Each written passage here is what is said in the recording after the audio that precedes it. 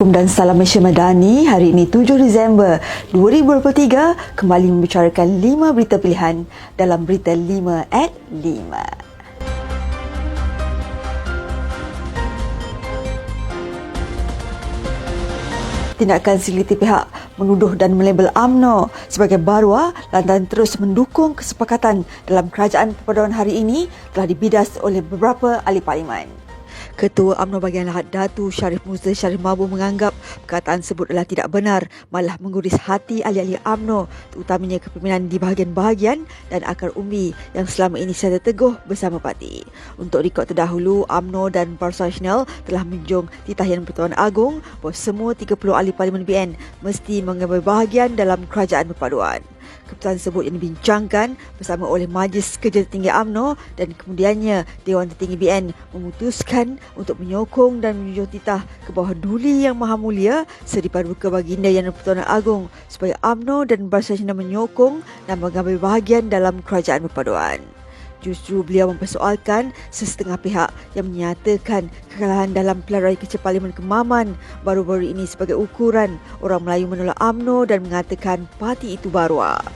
Yang di-Pertuan Agong Al-Sultan Abdullah Riyatuddin Al-Mustafa Billah Shah bertitah Malaysia menolak segala bentuk keganasan dalam konflik bersenjata yang berlaku di pelbagai pelosok dunia ketika ini.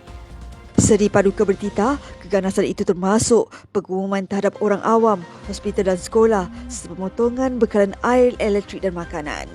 Menyentuh berkenaan sebuah negara yang berdaulat dan merdeka, baginda bertitah menjadi tanggungjawab kerajaan untuk menolak segala bentuk keganasan yang bertentangan dengan norma kemanusiaan antarabangsa.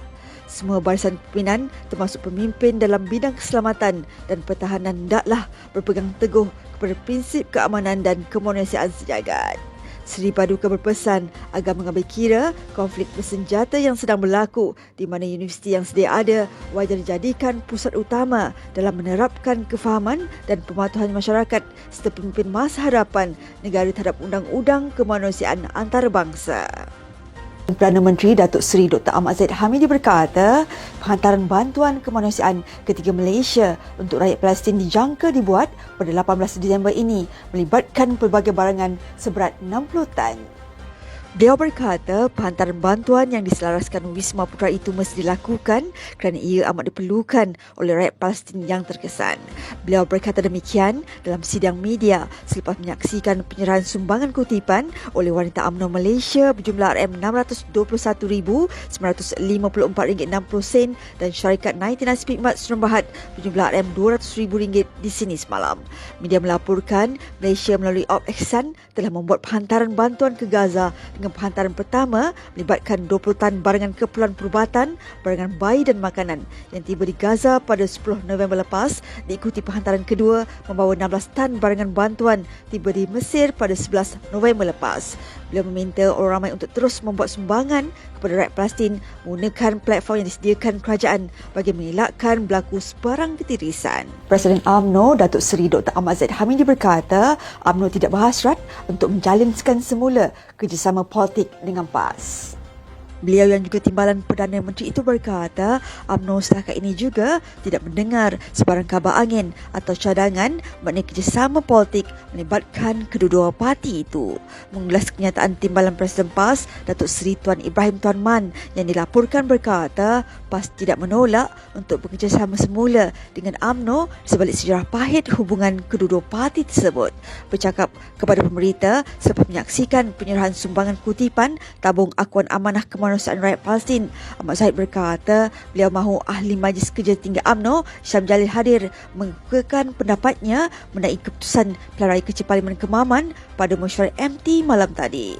Syam sebelum ini mendakwa kekalahan UMNO pada PRK Kemaman baru-baru ini berpunca daripada segelintir pemimpin parti itu yang bertindak menjadi penjilat DAP. Untuk rekod, PAS telah mengekalkan kursi Parlimen Kemaman melalui kemenangan Datuk Seri Dr. Ahmad Samsuri Mokhtar pada PRK tersebut Sabtu lepas dengan majoriti 37,220 undi.